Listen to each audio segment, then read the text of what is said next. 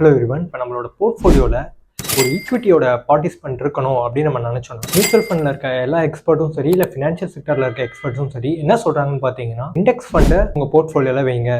So அப்படி அதில் என்னதான் இருக்குது அப்படின்றத வாங்க போய் பார்க்கலாம். அப்படி உள்ள என்னதான் இருக்கு முருகேசா? ஏதோ பேய் இருக்கின்றானுங்க, பைத்தியக்காரங்க, பிசாசு இருக்கின்றானுங்க, பயந்தா. முதல்ல வந்து இண்டெக்ஸ் அப்படின்னா என்னன்றதை பார்த்துட்டு வந்துடலாம். ஃபஸ்ட்டு பார்த்தீங்கன்னா, இப்போ ஒவ்வொரு நாட்டுக்கும் ஒரு இண்டெக்ஸ் இருக்கும். இப்போ நம்ம இந்தியாவுக்கு பார்த்தீங்கன்னா வந்து முக்கியமாக பார்த்தீங்கன்னா இங்கே 2 இண்டெக்ஸ் ரொம்ப ஃபேமஸாக இருக்கும். ஒன்று பார்த்தீங்கன்னா பிஎஸ்சியோட சென்செக்ஸ், அதான் அதான் ஃபஸ்ட்டு வந்துச்சு. ஸோ அதுக்கப்புறம் பார்த்தீங்கன்னா வந்து என்எஸ்சியில் இருக்கிற நிஃப்டி 50ன்னு சொல்லுவாங்க. இன்றைக்கும் பார்த்தீங்கன்னா நம்ம நியூஸ் சேனல்ஸ்லையும் சரி எல்லாத்துக்குமே பார்த்தீங்கன்னா இந்த நிஃப்டி 50யோட இண்டெக்ஸை பேஸ் பண்ணி தான் டெய்லி நியூஸ் வந்துகிட்டு இருக்கும். ப்ளஸ் அதோட குறியீடு வச்சு தான் வந்து நியூஸில் வந்து சொல்லியிருப்பாங்க. ஸோ இது வந்து இவ்வளோ போயிருக்கு, இவ்வளோ குறைஞ்சிருக்கு, இவ்வளோ ஏறி இருக்குது அப்படின்னு. இப்போ பொதுவாக பார்த்தீங்கன்னா நம்ம இப்போ ஒரு சென்னை மாதிரி ஒரு சிட்டியில் மழை பெய்யுதுன்னா எவ்வளோ மழை பெஞ்சிருக்குன்றதை நம்ம எப்படி மெஷர் பண்ணுவோம்னா, காமனாக சென்னையில் இவ்வளோ மழை பெஞ்சிருக்குன்னு சொல்கிறத காட்டிலும் இப்போ பார்த்தீங்கன்னா ஒரு முக்கியமான இடம், இப்போ பார்த்தீங்கன்னா டி நகரில் இத்தனை சென்டிமீட்டர் மழை பெஞ்சிருக்கு, பிராட்வேல இவ்வளோ சென்டிமீட்டர் பெஞ்சிருக்கு, கேகே நகரில் இவ்வளோ, அசோக் நகரில் இவ்வளோ அப்படின்னு சொல்லி நம்ம வந்து பிரித்து பார்க்கும்போது ஸோ ஓகே இங்கே இவ்வளோ பெஞ்சிருக்குன்னு நம்ம தெரிஞ்சுக்கலாம். அதே மாதிரி தான் பார்த்தீங்கன்னா நம்ம வந்து ஒரு இந்தியன் எக்கனாமியே வந்து எந்த அளவுக்கு நல்லா இருக்கு அப்படின்றத பார்க்கணும்னா நம்ம இருக்கிற 2000 கம்பெனியும் போய் பார்க்க முடியாது கண்டிப்பாக.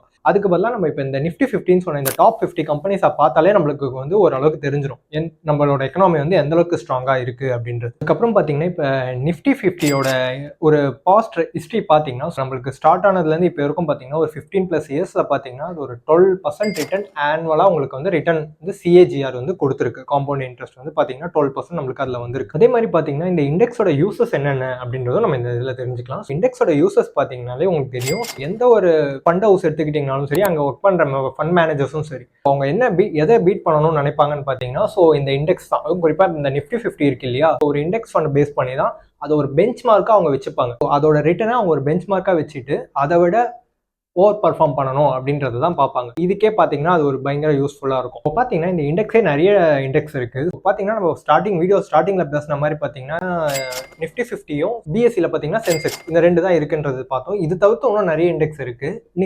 நிஃப்டி நெக்ஸ்ட் 50ன்னு சொல்லிட்டு இதுக்கு அடுத்த 50 கம்பெனிஸ் இருக்கும். அதுக்கப்புறம் நிஃப்டி 100 இருக்கும், நிஃப்டி 250 இருக்கும், அதுக்கப்புறம் நிஃப்டி 500. இதெல்லாம் பார்த்தீங்கன்னா வந்து ஒரு டைப். இதே பார்த்தீங்கன்னா இன்னொருல பார்த்தீங்கன்னா செக்டார் வைஸ் அப்படின்னு சொல்லுவாங்க. இப்போ பார்த்தீங்கன்னா ஆட்டோமொபைல் செக்டாருக்கு நிஃப்டி ஆட்டோ அப்படின்னு சொல்லிட்டு ஒன்று இருக்கும். அதே மாதிரி பார்த்தீங்கன்னா வந்து ஃபார்மாக்கு பார்த்தீங்கன்னா நிஃப்டி ஃபார்மா செக்டார்ஸ் இருக்குது. அதே மாதிரி எஃப்எம்சிஜிக்கு பார்த்தீங்கன்னா அதாவது ஃபாஸ்ட் மூவிங் குட்ஸ்க்கு பார்த்தீங்கன்னா அதுக்கும் ஒரு இண்டெக்ஸ் இருக்குது. அந்த மாதிரி ஒவ்வொரு செக்டார்ஸ்க்குமே பார்த்தீங்கன்னா இண்டெக்ஸ் இருக்குது. இந்த மாதிரிலாம் தான் டைப்ஸ் ஆஃப் இண்டெக்ஸ் வந்து போயிட்டே இருக்கு. இண்டெக்ஸ் ஃபண்ட்ஸில் இன்வெஸ்ட் பண்ணுறது மூலயமா நம்மளுக்கு என்ன மாதிரியான அட்வான்டேஜஸ்லாம் நம்மளுக்கு வரும்? அட்வான்டேஜ் நம்பர் 1, இதுதான் நம்மளுக்கு பெஞ்ச் மார்க்கே. எல்லாருமே பார்த்தீங்கன்னா இதை பீட் பண்ணணும் அப்படின்னு தான் சொல்லி நினைப்பாங்க. நம்ம இதை எப்படி அட்வான்டேஜாக பயன்படுத்திக்கலாம்னா நம்ம டேரெக்டாக இதுலேயே இன்வெஸ்ட் பண்ணிக்கலாம். நம்ம வந்து ஒரு ஆல்ரெடி இருக்க பீட் பண்ணணும்னு நினைக்கிற ஒரு ப்ராடக்ட்ல நம்ம இன்வெஸ்ட் பண்ணுறது காட்டிலும் ஸோ இதை தான் அவங்க பீட் பண்ணணும்னு நினைக்கிறாங்க. ஸோ தாராளமாக நம்ம இதையே நம்ம இன்வெஸ்ட்மெண்ட்டாக கருதி இதுலேயே இன்வெஸ்ட் பண்ணிட்டும் வரலாம். 2வது அட்வான்டேஜ் என்ன இருக்குன்னு பார்த்தீங்கன்னா நம்மளுக்கு ரொம்ப சிம்பிளிஃபையாக இருக்கும். நம்ம வந்து ரொம்ப வந்து டெக்னிக்கலாகவும் சரி, ஃபண்டமெண்டலாகவும் சரி ரொம்ப அனலைஸ் தான் பண்ண தேவையில்ல. ஒரு கம்பெனியோட பேலன்ஸ் ஷீட்டையும் போயிட்டு பார்க்க வேண்டிய அவசியமே நம்மளுக்கு இல்லை. ஏன்னா பார்த்தீங்கன்னா நீங்கள் எப்படி பார்த்தாலும் நீங்கள் ஒரு பேலன்ஸ் ஷீட்டை போய் பார்க்கணும், இல்லை ஒரு ஃபண்டமெண்டலை போய் பார்க்கணும் அப்படின்னா நீங்கள் எதுக்காக போய் பார்ப்பீங்க? ஒரு பெஸ்ட் கம்பெனியை சூஸ் பண்ணணும், இல்லை ஒரு நல்ல க்ரோத்தோ இல்லை நல்ல வேல்யூ இருக்கிற கம்பெனியை நம்ம சூஸ் பண்ணணும்னு நினைப்பீங்க.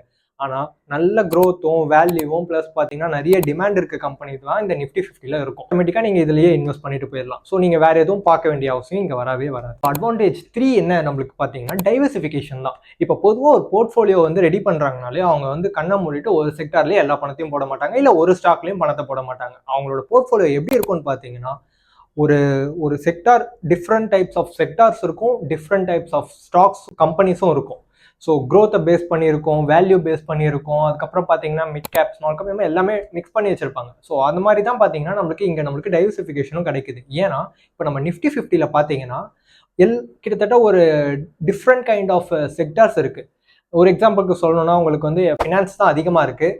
ஸோ அதுக்கப்புறம் பார்த்தீங்கன்னா நம்மளுக்கு ஐடி வரும், அதுக்கப்புறம் பார்த்தீங்கன்னா எஃப்எம்சிஜி, அதுக்கப்புறம் ஆயில் அண்ட் கேஸு, அதுக்கப்புறம் பார்த்தீங்கன்னா இப்போ நம்மளுக்கு வந்து இன்னும் சில செக்டார்ஸும் நம்மளுக்கு இதில் இருக்குது. ஸோ இதனால் பார்த்தீங்கன்னா உங்களுக்கு ஆட்டோமேட்டிக்காக நீங்கள் இதில் இன்வெஸ்ட் பண்ணுறது மூலயமா உங்கள் போர்ட்ஃபோலியோ வெல் டைவர்சிஃபைடாக தான் இருக்கும். அட்வான்டேஜ் 4 பார்த்தீங்கன்னா நம்மளுக்கு என்ன இருக்கும்னு பார்த்தீங்கன்னா இங்கே வந்து நம்மளுக்கு வந்து எக்ஸ்பென்ஸ் ரேஷியோவும் ரொம்ப கம்மியாக தான் இருக்கும். ஏன்னா ஒரு ஆக்டிவாக நம்மளுக்கு ஒரு ஃபண்ட் இருக்கும், இது பார்த்தீங்கன்னா ஒரு பேசிவான ஃபண்டு தான். ஒரு ஆக்டிவாக இருக்கிற ஃபண்டுக்கு ஒரு ஃபண்ட் மேனேஜர் வந்து அடிக்கடி அவர் அதில் ஒர்க் பண்ணுற மாதிரி இருக்கும். ஸோ அதனாலவே அங்கே எக்ஸ்பென்ஸும் அதிகமாக இருக்கும். இங்கே பார்த்தீங்கன்னா ஜஸ்ட் அவங்க வந்து ஒரு இண்டெக்ஸ் வந்து கிமிக் பண்ணிவிட்டு அதில் இருக்க ஸ்டாக்ஸில் தான் இவங்க இன்வெஸ்ட் பண்ணிட்டு வராங்க. ஸோ இது வந்து ஒரு 6 மந்த் 1 இயர்க்கு வந்து பார்த்தீங்கன்னா ரீபேலன்சிங்கும் நடக்கும். இதுக்கு அதனால பார்த்தீங்கன்னா அவங்க பெரிய அமௌண்ட் அவங்க வந்து அது வந்து பெரிய ஒரு எக்ஸ்பென்ஸ் அதுக்கு ஆகாது. ரொம்ப கம்மியான எக்ஸ்பென்ஸே நம்ம அதை வந்து இன்வெஸ்ட் பண்ணிட்டு வரலாம். அட்வான்டேஜ் 5 பார்த்தீங்கன்னா வந்து இங்கே நம்மளுக்கு வந்து நோ கெஸ்ஸிங் கேம். இப்போ என்ன சொல்ல வரேன்னு பார்த்தீங்கன்னா, இப்போ நம்ம வந்து அடுத்த டிசிஎஸ் எது, அடுத்த ரிலையன்ஸ் எதுன்னு நம்ம எதையுமே தேடி போய் நம்மளா சூஸ் பண்ண வேண்டிய அவசியமே இல்லை.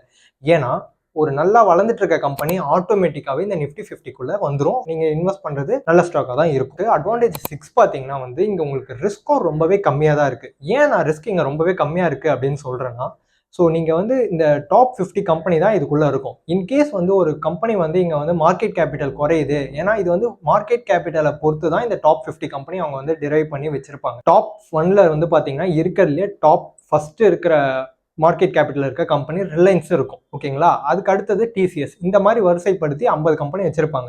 இப்போ ஃபார் எக்ஸாம்பிள் ஒரு 45ஆவதா இருக்கிற ஒரு கம்பெனி பார்த்தீங்கன்னா ஒரு மேனேஜ்மெண்ட் சரியில்லாத காரணமாகவோ இல்லாட்டி அவங்களோட பிஸ்னஸ் சரியாக நடக்காததுனால அவங்களோட ஷேர் வேல்யூ வந்து ரொம்பவே குறைஞ்சிட்டு இருக்கு.